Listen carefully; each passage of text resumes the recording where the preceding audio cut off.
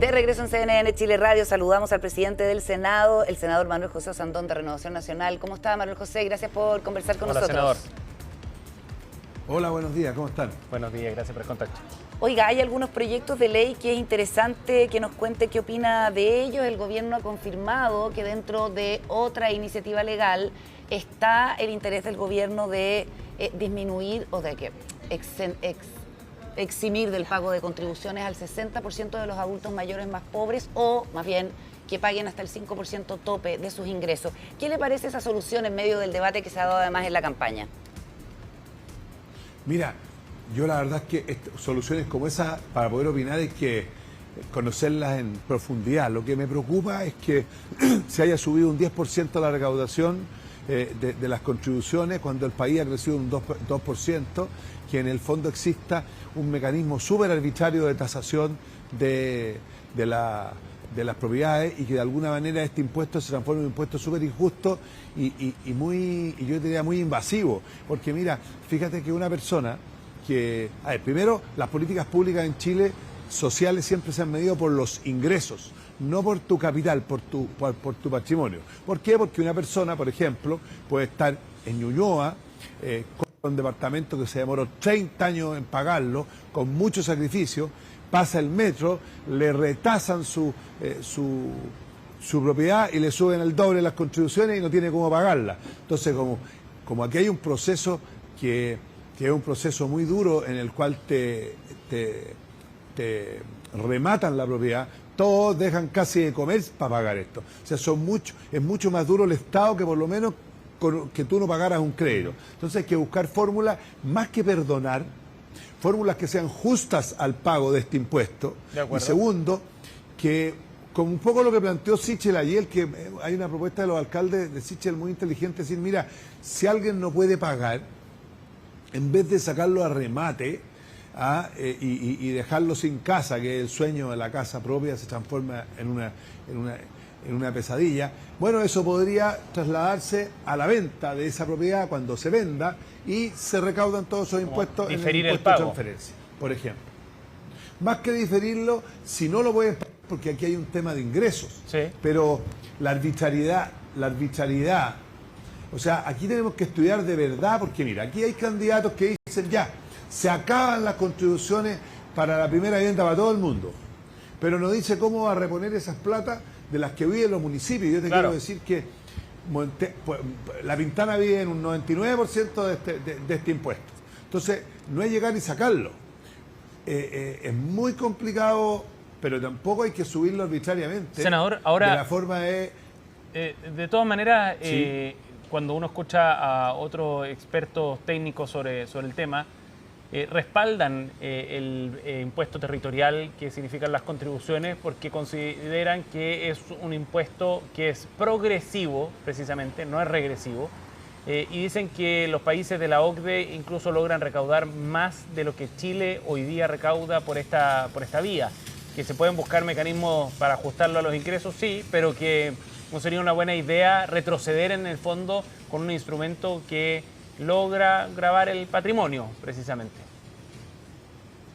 Yo creo que tienen toda la razón.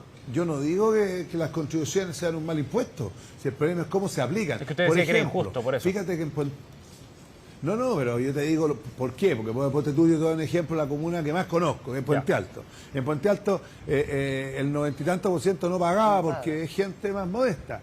Y hoy día ha subido un 30%. O sea, estamos metiendo al baile gente que no ha aumentado su ingreso, a lo mejor su patrimonio ha aumentado por su propiedad, que la pagaron con mucho esfuerzo, a lo mejor consiguieron un subsidio, un plan específico de trabajadores, y hoy día tú lo estás metiendo a pagar contribuciones.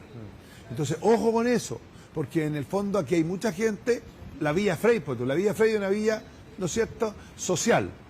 Bueno, por las condiciones de lo que ha pasado, empieza a subir el precio del departamento, pero el abuelito que está ahí sentado tiene la misma pensión, tiene su mismo sueldo y no tiene la culpa que haya subido su patrimonio. Al revés, debería estar contento el Estado porque esa gente tiene más patrimonio y lo castigan cobrándole más impuestos. Por eso, yo estoy diciendo que es injusto en la forma como se aplica, no hay que eliminarlo. A lo mejor tú puedes decir, cierto porcentaje de adultos mayores, según sus ingresos, por ejemplo, pueden estar exentos. Porque, ojo, aquí se hablaba de las personas más ricas, el problema no es con las personas más ricas, están poniendo a las personas más vulnerables. Y lo otro que hay que hacer es que en el fondo medir, a ver, un adulto mayor que está jubilado, pero paga impuesto a la renta porque tiene ingresos, ¿no?, de otros ingresos. Bueno, ese ya no es una persona vulnerable. Tú tienes cómo controlar eso. Pero si hay un adulto mayor que vive solo su jubilación, le suben los impuestos por el patrimonio, porque además la casa del departamento ya está más viejo, hay que arreglarlo, Senador, hay que mantenerlo. Por eso mismo, volviendo a la pregunta inicial, el gobierno lo que ha anunciado es que al 60% de los adultos mayores más pobres se les va a exigir el pago de contribuciones solo con un tope de 5% de sus ingresos, ¿cierto? Eso es lo que esa puede ser una solución que usted como senador apoyaría eventualmente. Puede ser. A ver, puede ser. Lo que hay que decir es que ¿por qué el gobierno empezó a subir los impuestos escondidos? Porque ese es el fondo. Nadie sabía que estaban tasando arbitrariamente todas las propiedades y empezaron a subir los impuestos. Y en ese sentido, si ese es el tema. El director de Servicio de Impuestos Internos, O sea, hoy día que la gente... Déjeme solamente planteárselo. Mira, Decía hoy día en la mañana, en una entrevista en Tele 13 Radio, Javier Echeverry, que van a dar a conocer cuáles son los factores que se consideran para el reavalúo, ¿cierto?, que es lo que está en cuestionamiento. Y la candidata Evelyn Matei está proponiendo una reforma precisamente al sistema de avalúo. De avalúo fiscal. ¿Cómo habría que hacerlo a su juicio para que fuera transparente y para que en definitiva el Servicio de Impuestos Internos no empiece a perder legitimidad? Porque ese también es un riesgo, ¿no, senador?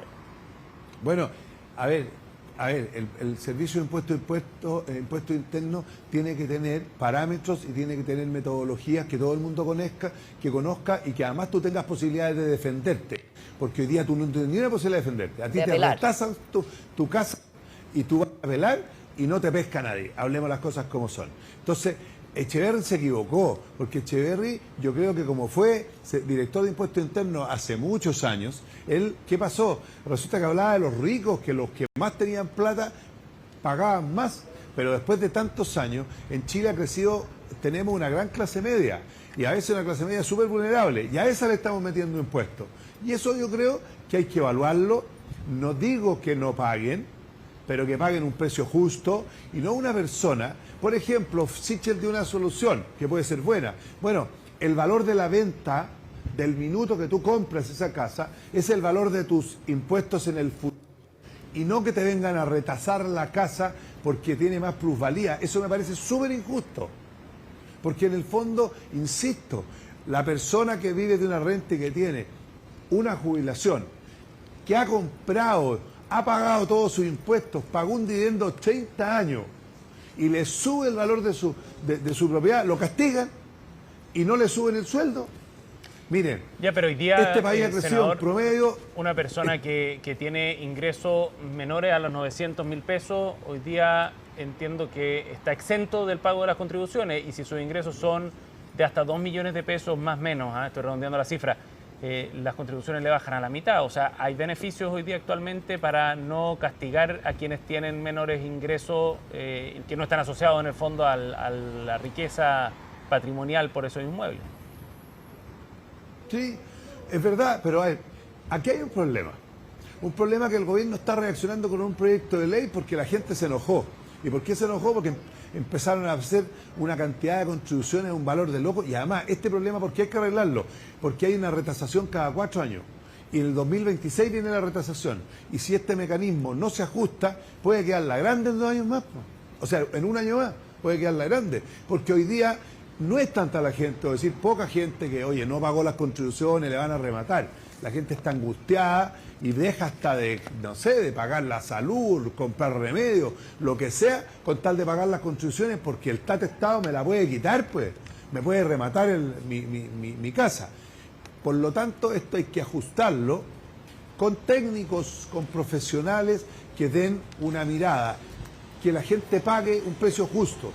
Yo creo que mucha gente debe pagar, pero a veces va a tener que debiera pagar poco, y esos muchos pocos son muchos al final, pero no cargar la mano a algunos que con todo el esfuerzo de su vida tienen su casa, su departamento, y hoy día le aforran un tremendo palo, y el 2026 esto se puede complicar mucho. Ya, A ver, el ministro del Interior, Álvaro Elizalde, es partidario de que se avance en la ley que permite el alzamiento del secreto bancario, sobre todo después de este caso que hemos conocido de la desarticulación del brazo financiero del Tren de Aragua, que básicamente hacía lo que se llama el hormigueo financiero, ingresaba a la banca formal, generaba cuentas y a través de esas cuentas blanqueaba dinero obtenido por acciones delictivas y lo sacaba fuera del país con criptomonedas. ¿No será este el momento de avanzar en esa legislación? Hoy día el propio Javier Echeverri decía en la mañana que no puede ser que por razones de protección de intimidad... ¿Cómo lo descubrieron? No se... Mira, yo no se legisle. súper claro, yo nunca he tenido ningún...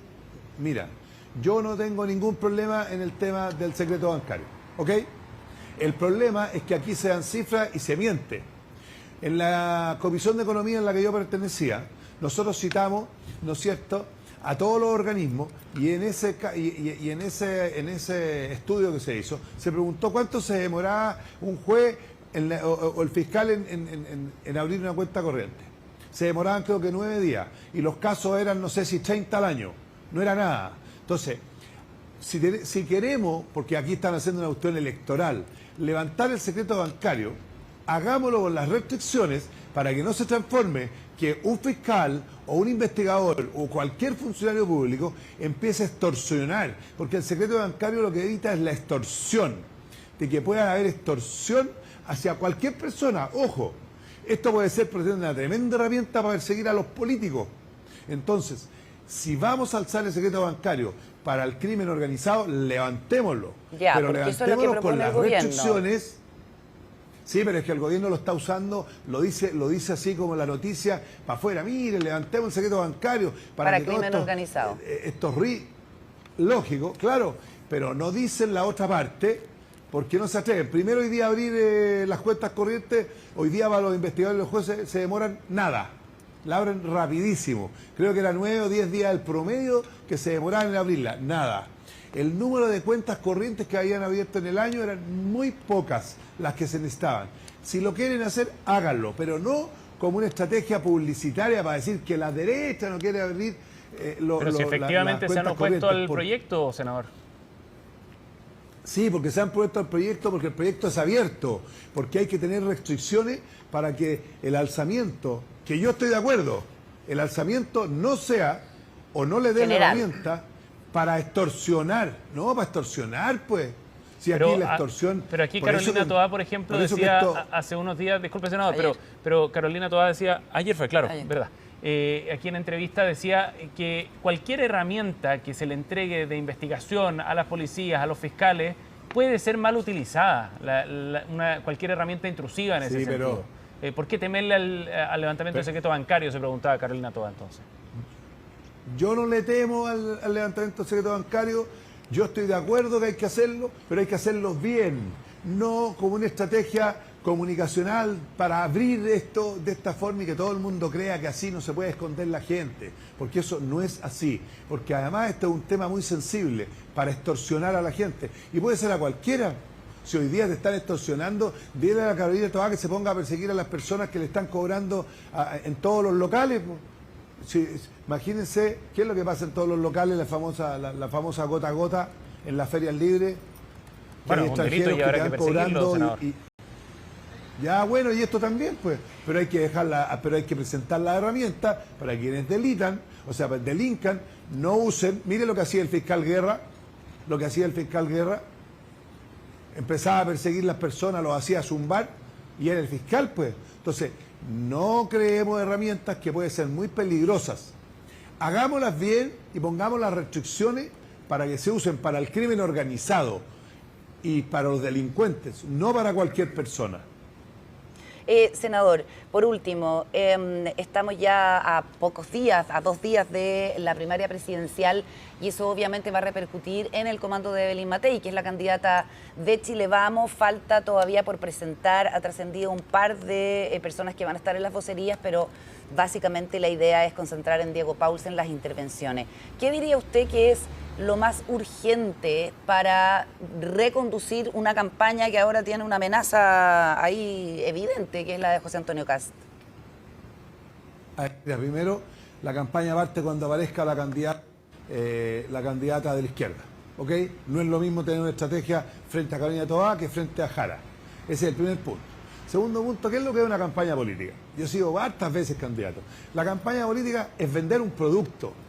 Tú vendes un candidato.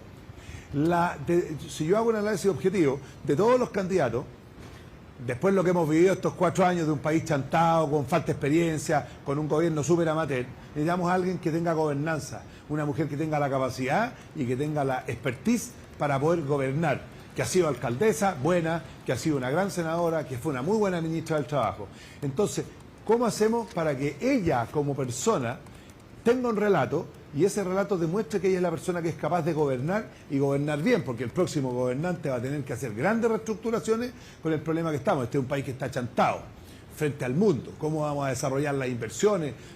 Protegiendo el medio ambiente, pero realmente no parando y destruyendo empresas como por ejemplo la de los salmones, que está con serios problemas. Entonces, para eso, yo, si tuviera que dar un consejo, sí, a mí me dan lo mismo los voceros. A mí lo que me importa es lo que dice Lin Matei, cuál es su relato y cuál es su programa de trabajo. ¿Cuál debería ser ese relato? Es un programa de senador? trabajo serio. Un relato que le hable a Chile, no a la derecha, que le hable a los problemas. Porque miren, cuando la gente tiene miedo o cuando la gente está molesta, ¿qué es lo que pasa en Chile? La gente tiene rabia y está con miedo. Bueno, se va a los extremos, pues. Se va Jara y se va Kast. No, Kast dice voy a echar a todos los migrantes. Bueno, hagan un cálculo, ¿cómo se echan los migrantes? Tiene aviones, no sé qué, que los va a mandar en buses, en barcos, no tengo idea. Sabe que eso es imposible, que no se puede hacer. Entonces yo lo que quiero, que mi candidata, que es Lin Matei, tenga propuestas serias. Y propuestas serias que se puedan hacer. Pero también que sea capaz de vender la capacidad que ella tiene, que es su gran atributo, de gobernar, porque tiene experiencia y porque además tiene agallas, él es capaz de tomar decisiones duras. Por lo tanto, la campaña parte, creo que el domingo cuando se sepa quién es la persona que está al frente. Bien, senador Osandón, gracias por conversar con nosotros esta mañana. Hola, buenos días. Hasta luego. Chao, buenos días, Chao. senador. 9:37, pausa y a la vuelta al análisis político. No se vayan.